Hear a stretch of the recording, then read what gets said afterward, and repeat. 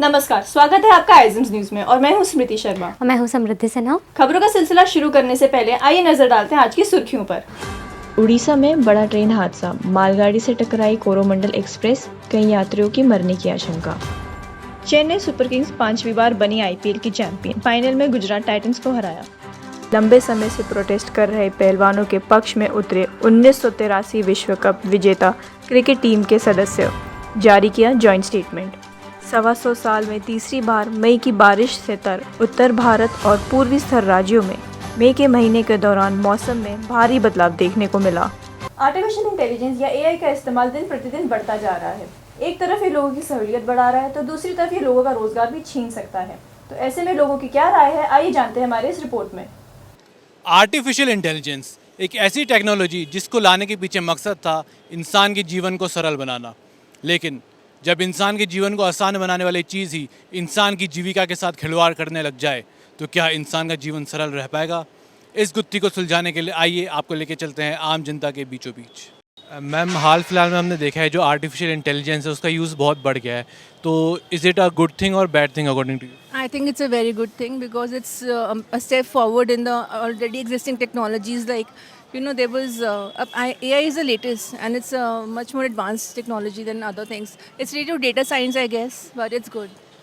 Media sector में हमने देखा है एआई का इस्तेमाल बढ़ चुका है एंड तो क्या आपको लगता है कि इसका कोई इम्पैक्ट या साइड इफ़ेक्ट पड़ सकता है मीडिया इंडस्ट्री पे? I don't think side effects and advantages disadvantage हर चीज़ के होते हैं, राइट? और किसी के पॉजिटिव इम्पैक्ट्स भी होते हैं, नेगेटिव भी होते हैं। अब अगर एआई की बात करेंगे तो आप जाहिर सी बात है ह्यूमन के लेवल की चीज़ वो नहीं है। अगर आप एआई मान लीजिए गलतियां नहीं कर सकता, बट एआई फील नहीं कर सकता है कुछ, राइट?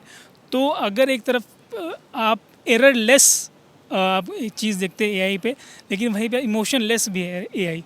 सो काइंड ऑफ दोनों चीज़ें हैं एंड धीरे धीरे जैसे चीज़ें इवॉल्व होंगी एंड चीज़ें बढ़ेंगी तो शायद इसका रिजल्ट मिले। जैसा कि आपको पता है कि एआई अब बहुत वर्ल्ड डोमिनेट कर रही है, चैट जीपीटीज़ और एआई एंकर्स आ रहे हैं, तो आपको क्या लगता है कि इसमें जॉब थ्रेटनिंग है कि ये वर्ल्ड को और आगे लेके जाएगा? I think it is in a way people who have lesser skills or lesser abilities to enhance themselves. It is kind of a risk for them to lose their jobs, as we know a lot of people are losing their jobs already because of artificial intelligence. तो क्या इस चीज़ को government को लोग को और थोड़ा promote करना चाहिए या टेक्नोलॉजीज़ को ज़्यादा प्रमोट करना चाहिए, क्योंकि ये तो जॉब थ्रेटनिंग भी है, तो लोग फिर अपनी जॉब कैसे बचाएंगे या अपने आप को फिर वो कैसे इन्हांस करेंगे? आई थिंक गवर्नमेंट को एक कुछ भी अवेयरनेस ये देना चाहिए कि नॉलेज अवेयरनेस नॉलेज कुछ भी कैंपेन देना चाहिए so that people know how to use AI, so that एक स्किल बन जाए उन लोग का कि एआई हम लोग को भी यूज़ करें, सो दैट उन लोग का जॉब में उन लोग ये एआई यूज़ करके they enhance their own skills, not just because they want to lose their jobs. Obviously no one wants to lose their jobs, but they can use AI in their own fields and they can enhance in their ways. So knowledge hona chahiye, awareness hona chahiye, not maybe by the IT or the techies, but by the government itself, because most of these days we see even the government kind of promotes the use of AI. So yeah, government should be more active about it, about this thing. So yeah. AI जैसे अब बहुत world dominant हो गई है, तो क्या आपको लगता है कि आगे जाके भी कुछ ऐसी टेक्नोलॉजीज आएगी जो मे बी ह्यूमन डोमिनेंट करे? एआई तो ह्यूमन ही बनाया, ह्यूमंस नहीं बनाया बेसिकली. सो आई थिंक या why not even robots, you see we have made robots, we are the inventor of robots, so technically we are dominating the world. So yeah, definitely someday human domination. तो दर्शकों, जैसे कि आपने देखा, हम आम जनता के बीचों बीच गए और उनसे हमने आर्टिफिशियल इंटेलिजेंस और उसके पोटेंशियल थ्रेट पे उनकी राय ली। हमने लोगों से बात करके यही पता चला कि लोगों का यही मानना है कि आर्टिफिशियल इंटेलिजेंस डेफिनेटली इंसान के जीवन को सरल तो बनाता है, उनको सहूलियत प्रोवाइड करता है, बट कुछ जॉब्स ऐसे हैं जो डायरेक्टली एआई से इफेक्ट होंगे। खासकर कि जो लोग अंडर स्किल्ड है उनकी जॉब जाने की खतरा बहुत ज़्यादा है। तो लोगों का यही मानना है कि जब तक ह्यूमन एफिशिएंसी बरकरार रहेगी तब तक एआई ह्यूमन्स को डोमिनेट नहीं कर सकता, लेकिन जिस दिन ह्यूमन एफिशिएंसी खत्म होगी उस दिन एआई जो है ह्यूमन बींग्स पर राज करने लग जाएगा। और फ्यूचर में हमें यही उम्मीद होगी सरकार से भी कि वो ऐसी नीतियाँ लाए जो टेक्नोलॉजी को भी बढ़ावा दे और इंसान का भी जो रोज़गार है वो बना रहे। और हम यही चाहेंगे कि टेक्नोलॉजी और ह्यूमन लेबर का एक सही संतुलन बना रहे, जिससे कि इंसान का जीवन भी सहूलियत भरा रहे और इंसान को रोज़गार भी मिलता रहे। कैमरा पर्सन समृद्धि के साथ मैं पार्थ सिंह, आइजोम्स न्यूज़, नोएडा। 19 मई 2023 रिजर्व बैंक ऑफ इंडिया ने 2000 रुपये के नोट बंद करने की घोषणा की है। हालांकि ये नोटबंदी 2016 की नोटबंदी से थोड़ी अलग है। यहाँ लोगों को नोट बदलवाने के लिए 30 सितंबर तक का समय दिया गया है। आइए जानते हैं आम जनता की राय इस पर हमारी इस रिपोर्ट में। 8 नवंबर 2016 को पीएम मोदी का नोटबंदी का ऐलान आज भी जनता के दिमाग में छपा हुआ है। यही वो घोषणा थी जिसके बाद 500 और 1000 के नोट बंद हो गए थे और 2000 का नोट मार्केट में पहली बार आया था। और मई 2023 में लगभग 7 साल के बाद आरबीआई ने 2000 के नोट के सर्कुलेशंस पे भी रोक लगा दी है। तो इस फैसले के जनता पे क्या असर पड़ेगा और क्या इसके पॉलिटिकल इम्प्लीकेशंस भी होंगे, ये जानने के लिए आपको लेके चलते हैं आम जनता के बीचों बीच। सर, 2016 में सरकार ने 500 और 1000 के नोट बंद किए थे और 2000 के नोट लाए। तो जब 2016 में नोटबंदी हुई थी तब जीडीपी पे एक गहरा असर पड़ा था। तो क्या इस बार भी एक असर पड़ेगा? नहीं, ऐसा कुछ भी नहीं है। जीडीपी बहुत ऊपर जाने वाली है क्योंकि बहुत सारा ब्लैक मनी अभी वाइट हो जाएगा और गवर्नमेंट के पास आ जाएगा, इसलिए जीडीपी बहुत बढ़िया जाने वाली है, कोई असर नहीं पड़ेगा खास। 2016 में जब नोटबंदी हुई थी तब सरकार ने ये तर्क दिया था कि हमने अचानक से इसलिए ये फैसला लिया ताकि जो ब्लैक को वाइट करने का टाइम ना मिले लोगों को, लेकिन इस बार आरबीआई ने 30 सितंबर तक का टाइम दिया है। तो क्या ये दोनों विपरीत बातें नहीं हो गई हैं दोनों? नहीं, ये विपरीत नहीं है, ये बिल्कुल फिट है क्योंकि गवर्नमेंट को पता है कि जिन लोगों ने स्टोर करके रखा है उनकी मजबूरी है कि अब वो 2000 का नोट निकाल के लाएंगे। सर, आरबीआई ने अभी 2000 रुपये के नोट बंद किए हैं, तो इस पर आपकी क्या राय है? देखिएगा, नोटबंदी जो पहले हुई थी तब बहुत ही बुरी हालत हो गई थी और इसके पीछे सबसे ज़्यादा हमारी जनसंख्या है, क्योंकि हम किसी भी चीज़ को लेके एकदम से हैवी हो जाए, चाहे वो जियो का नंबर हो या किसी भी चीज़ में पब्लिक उसी तरह भाग लेती है। अब जो 2000 का नोट बंद किया है, इसकी रियल में आदमी सोच नहीं पा रहे कि ये क्यों बंद किया जा रहा है, क्योंकि देखो आरबीआई कर रहा है, इसको पॉलिटिकल इशू ज़्यादा बना दिया जाता है, ना कि इस बात से कि उसके बैड इफ़ेक्ट या अच्छी चीज़ें क्या होने वाली है। क्योंकि अभी जो टाइम चल रहा है वो चल रहा है डिजिटल करेंसी का, तो नोट तो सभी बंद हो जाने चाहिए वैसे तो। जो ब्लैक मनी है जो पॉलिटिशियंस और बिजनेसमैन बड़े लोगों के पास होता है, तो क्या उस पर हमें पता चल गया, उसके कोई खुलासे हो सकते हैं? खुलासा नहीं होगा ये, जैसे अभी इन्होंने टाइम पीरियड काफ़ी दे दिया है तो वो सब चेंज हो जाएंगे, कोई ऐसी बात नहीं। क्योंकि जो ज़्यादा अमीर हैं या जो ज़्यादा ब्लैक का पैसा रखते हैं उनकी बैंक में लिंक होते ही है, उनका आना जाना बैंक में रेगुलर है, वो चेंज करा लेंगे, कोई इशू नहीं। मेन छोटे दुकानदारों को परेशानी होगी, उनको बैंकों के धक्के खाने पड़ेंगे। आम जनता को इसमें क्या प्रॉब्लम फेस करनी पड़ सकती है? जैसे जब 2016 में नोटबंदी हुई थी तब कई हमने देखा था कि लोगों को लाइनों में खड़ा रहना पड़ा था। तो क्या वो अब इस बार भी देखने को मिलेगा? नहीं, ऐसा कुछ भी नहीं मिलेगा क्योंकि आम जनता के पास तो 2000 का नोट है ही नहीं। मैंने खुद ने 6 महीने बाद कल देखा है, इसलिए आम आदमी को कोई अंतर नहीं पड़ेगा। जिनके शेटी में, बेड में, खजानों में 2000 रखे हैं उनको असर पड़ेगा केवल। सर, जैसे कि पहले 500 रुपये और 1000 रुपये के नोट बंद हुए थे, अब इस बार 2000 रुपये के नोट बंद हो रहे हैं, तो आपका क्या मानना है कि आगे भी क्या दूसरे और नोट बंद हो सकते हैं या आरबीआई कोई नई नोट रिलीज़ करने की सोच रही है? आरबीआई को मेरे हिसाब से फैसला बहुत सही है और आरबीआई को ये फैसला जल्दी से जल्दी और जल्दी समय के लिए भी लेना चाहिए, जिससे कि लोग काला धन अपने पास इकट्ठा ना कर पाए। मेरा मानना तो ये कि भी हर 5 महीने में नोट बदली होनी चाहिए, नोट चेंज होनी चाहिए और नोटबंदी होनी चाहिए। सर, पर ये छोटे वेंडर्स को दिक्कत नहीं होगी? इनके तो सारे सप्लाईज कैश में होते हैं। हाँ, बिल्कुल होते हैं और डिजिटल इंडिया आ चुका है, तो डिजिटली भी आरबीआई को सोचना चाहिए कि भी नोट को पूरी तरह बैन ही कर दिया जाए। सारा डिजिटल माहौल चल रहा है, तो डिजिटल नोट आने वाला है और ई वॉलेट भी गवर्नमेंट ने शायद स्टार्ट कर दिया है। आपको क्या लगता है अगले साल जो चुनाव होगा उसमें कोई असर देखने को मिलेगा? बिल्कुल दिखेगा इसका असर, क्योंकि ये जितने दबे हुए पैसे नेताओं के पास थे या किसी और बड़े डीलर के पास थे वो सब बाहर आ जाएगा। 2000 रुपये के नोट बंद हो रहे, इसका 2024 के लोकसभा चुनाव पे असर पड़ेगा? हाँ, बिल्कुल पड़ेगा, क्योंकि हमारे यहाँ तो एक प्याज के मुद्दे पे दिल्ली गवर्नमेंट गिर गई थी, तो 2000 के नोट पे तो पता नहीं क्या हो जाए। 2024 का जो चुनाव है उसमें इसका क्या असर पड़ेगा इस फैसले का? 2024 का चुनाव के लिए ये बहुत पॉजिटिव साइन है और मोदी जी फिर से प्रधानमंत्री बनेंगे। तो दर्शकों, जैसा कि आपने हमारी रिपोर्ट में देखा, हम आम जनता के बीचों बीच गए और उनसे हमने जाना कि 2000 के नोट को वापस लेने के फैसले के बारे में उनकी क्या राय है। ज़्यादातर लोगों का मानना यही था कि जो आम जनता है, आम नागरिक है, उसके पास 2000 के नोट उस इतनी क्वांटिटी में अवेलेबल नहीं है, जिसकी वजह से कि उन्हें ज़्यादा दिक्कतों का सामना नहीं करना पड़ेगा। वहीं लोगों का ये भी मानना है कि ब्लैक मनी को वाइट करने के लिए ये काफ़ी एक महत्वपूर्ण फैसला है और 2024 के चुनाव में भी लोग यही कह रहे हैं कि सरकार को इससे फ़ायदा होगा। अब 2024 के चुनाव में क्या होगा ये तो वक्त ही बताएगा, लेकिन एक बात होता है कि इस फैसले ने राजनीतिक गलियारे में और आम जनता के बीच एक उथल पुथल तो मचा दी है। कैमरा पर्सन समृद्धि के साथ मैं पार्थ सिंह, आइज़ोम news, Delhi. Same sex marriage का मुद्दा काफ़ी सुर्खियों में है। पिछले दिनों सुप्रीम कोर्ट में इस विषय को वैधता देने के लिए भी काफ़ी बैठकें हुई हैं। ये एक ऐसा मुद्दा है जो समाज के पारंपरिक ढांचे से बेहद विपरीत है। तो ऐसे में लोगों की क्या राय है, आइए जानते हैं हमारी इस रिपोर्ट में। सेम सेक्स मैरिज का मुद्दा कई सालों से चलता आ रहा है। कई देशों में इसे मान्यता मिल चुकी है, तो वहीं कई देशों में इसे आज भी अपराध माना जाता है। भारत में आजकल इसी मुद्दे को लेकर कई बैठकें हो रही हैं। अगर इसे वैधता मिल जाती है तो भारत सेम सेक्स मैरिज को वैधता देने वाला 35वां देश बन जाएगा। पिछले दिन हुए 10 दिन की बैठकों में सेम सेक्स मैरिज के साथ आ रहे कई privileges and child adoption rights की भी बात हुई है। मैम, जैसा कि अभी कोर्ट में सेम सेक्स मैरिज को लेके काफ़ी बातें चल रही हैं और काफ़ी सारे कंट्री भी इससे अडॉप्ट कर चुके हैं सेम सेक्स मैरिज को, तो आपका इस पे क्या ख्याल है?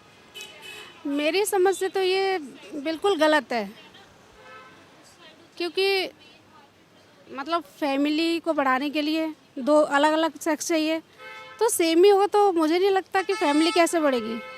तो मैम, बहुत सारे कंट्री इसे अपना चुके हैं ऑलरेडी, तो लव इज़ लव, भाई जिसको जिसके साथ शादी करनी है, तो मतलब यहाँ क्यों नहीं, यहाँ के लोग क्यों नहीं अपना पा रहे हैं? अब मैं इन बातों को मुझे नहीं पता, लेकिन जो मेरी ओपिनियन है वो तो यही है कि ये जो हो रहा है ना, ये बिल्कुल गलत है मेरी समझ। तो बाकी सारे लोग जो यूथ है आजकल के बोल रहे हैं कि बहुत ओपन माइंडेड होना चाहिए, ये बहुत पुरानी सोच है। ये वो पता है ना कि प्यार अंधा होता है, जब ये अफेक्शन ख़त्म होता है ना तब दुनियादारी नज़र आती है। मतलब एक अफेक्शन होता है बस, वो एक सेम एज होती है, एक एज तक रहता है ये। बाकी जब वो कहते हैं ना कि आटा दाल का भाव मालूम पड़ता है, उसके बाद सब खत्म हो जाता है। मैम, सेम सेक्स मैरिज पे आपका क्या ओपिनियन है?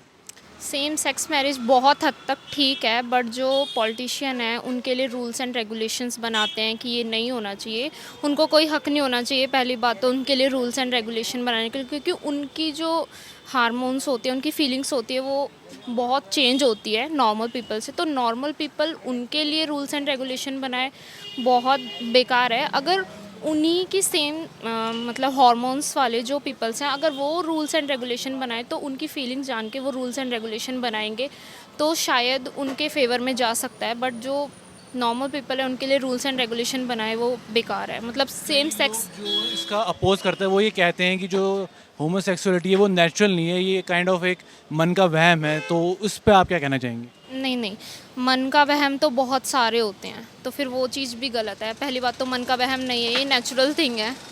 जैसे सेम सेक्स मैरिज, ये मन का वहम हो ही नहीं सकता, ये नेचुरल है। अगर मन का वहम होता तो मतलब हर जगह नहीं होता, अगर मन का वहम होता तो कुछ लिमिटेड चीज़ों जगह पे ही होता। ये नेचुरल है तभी हर जगह है। सुप्रीम कोर्ट में आजकल बैठक हो रही है सेम सेक्स मैरिजेस को लेके, तो इस पे आपका क्या विचार है? ये क्या ये समय के साथ जो बदलाव हो रहे हैं उसके लिए ठीक है? बिल्कुल ठीक है। ये आगे जाके हमारे लिए या फिर और भी जो लीगलाइज इसको सेम सेक्स मैरिजेस को लीगलाइज करना चाहिए, because after all love is love.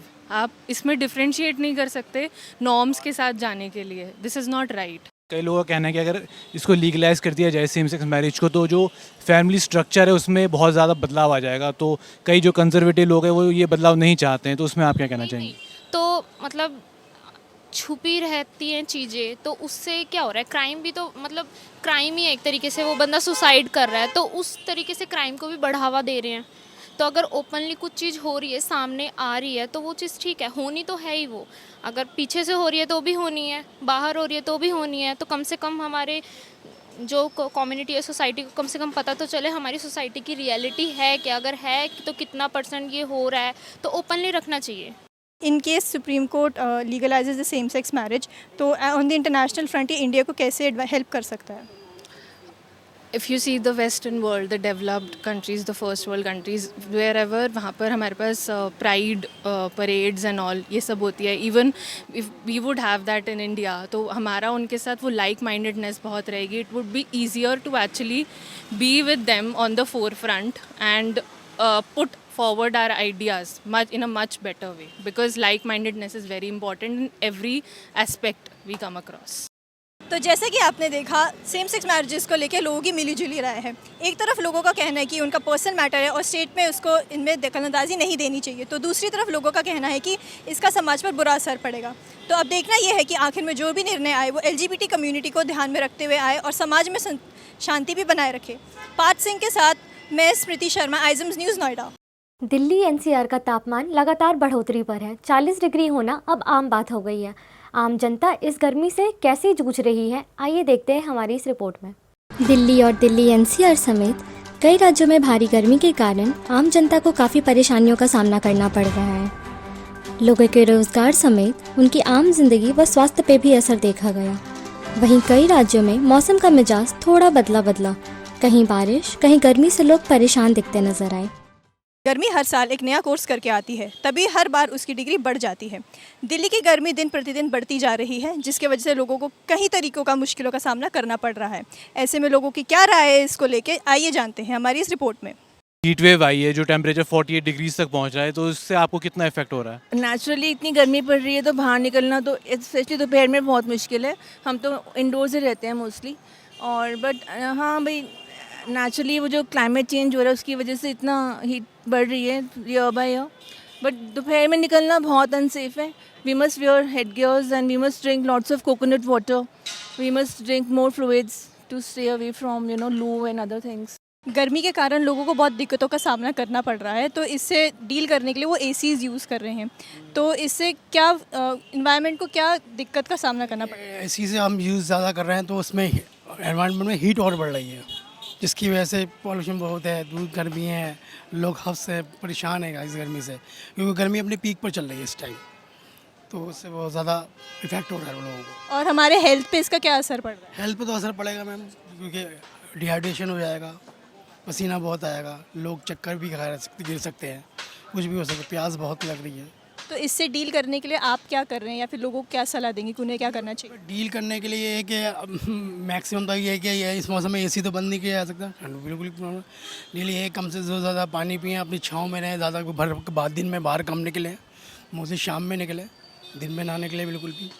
Past हमने देखा है जो मौसम में बहुत अनइवन चेंजेस हो रहे हैं। जैसे अभी हमने देखा कि कुछ दिन पहले तक रेनी सीजन हो रहा था, फिर अचानक से गर्मी इतनी बढ़ गई है। तो जो ये अनइवन चेंजेस आ रहे हैं, इसका आपको रीज़न क्या लगता है? Basically, it's all related to this climate change and what do you call it, that global warming, yeah. Because we are destructing our natural resources in a massive, मतलब we don't care for our planet. तो ये उसका repercussion ही है, क्योंकि हम अपने पेड़ नहीं उगाते, हम नदियों का ध्यान नहीं रखते, तो if nature will take its toll on that. एक तो मैम नेचुरल वेदर है जो, तो उस पर हमारा काबू नहीं है, बट एज कॉमन सिटीजन हम क्या स्टेप्स ले सकते हैं कि जिससे हम थोड़ा इसमें एटलीस्ट हम अपनी तरफ से कुछ इसमें एडअप ना करें इस प्रॉब्लम में? I think we should conserve our resources first and foremost. We must अपने पानी का वेस्टेज नहीं होना चाहिए, इलेक्ट्रिसिटी वेस्टेज नहीं होना चाहिए, और more and more we should plant more trees and we should switch to this electric vehicles, and less use of petrol and other things like that, इतनी हीट है, जैसे कई लोग बाहर पे उनको निकलना मजबूरी होती है काम करने के लिए, फिर जब बाहर पे तपती गर्मी में आते हैं, फिर अंदर जाके एसी चलाते हैं, तो एक उन्हें हीट स्ट्रोक होता है, कई बार ब्रेन स्ट्रोक हो जाता है। तो उससे बच पाने का कोई आपके? कि मैं भी ये स्टडी करी थी, तो मुझे लगा कि you should cover your head when you are going out, you should use SPF 15 sun protection formula जो होता है, उसको क्रीम लगाना चाहिए, ग्लेयर्स पहनने चाहिए। धूप में निकल रहे हैं तो ज़्यादा से ज़्यादा कार में निकलें, ऑटो में निकलें, पैदल ना जाएं, और ज़्यादा पानी लें, पानी की बोतल साथ में कैरी करें, और हल्का खाना खाएं, वेयर कॉटन क्लोथ्स। तो जैसा कि आप देख रहे हैं, इतनी गर्मी बढ़ गई है दिल्ली NCR में, तो आपका इस पे क्या मानना है? गर्मी बढ़ गई थी मैम, पब्लिक बाहर निकल नहीं रही थी, गर्मी को जैसे एसी में पब्लिक रह रही थी, और दुकानदारी कम हो गया था। और जब ठंडा थोड़ा हल्का फुल्का रहता है तो पब्लिक बाहर निकलती है, तो दुकानदारी अच्छा चलता है। जैसा कि आपने हमारी रिपोर्ट में देखा, गर्मी से दिल्ली वासियों का हाल है बेहाल। पारा है 45 डिग्री के पार। जहां एक तरफ लोग के बिजनेस पे काफ़ी इफेक्ट पड़ रहा है, वहीं दूसरी तरफ लोगों के हेल्थ के इश्यूज़ भी बहुत हो रहे हैं। तो हमारी आपसे यही आग्रह है कि आप इस गर्मी में बाहर कम से कम निकलें, ज़्यादा फ्लूइड्स लें और अपना और अपने परिवार का ध्यान रखें। कैमरा पर्सन पार्थ के साथ मैं समृद्धि, आई सॉम्स। आज की हमारी पेशकश में बस इतना ही। देश और दुनिया की तमाम खबरों के लिए बने रहिए आई सॉम्स न्यूज़ पर।